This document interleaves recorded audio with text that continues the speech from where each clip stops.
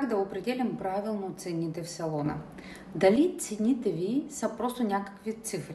Тогава вашия салон губи пари.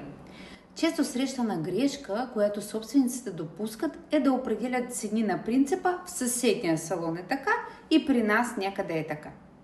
Това е пряк път към загубите. Реалната цена на дадената услуга се състои от разходи на материали, колко се пада на един клиент.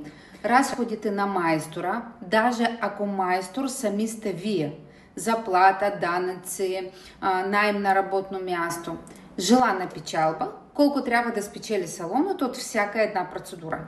И ценова стратегия. Ваше позициониране на пазара. Работите с економ клиенти, среден клиент или премиум клиент. Ако цените ви са определени произволно, салонът може да работи без печалба или дори на загуба. Започнете да смятате и ще видите реални цифри. А аз ще ви помогна. Последвайте моите социални мрежи.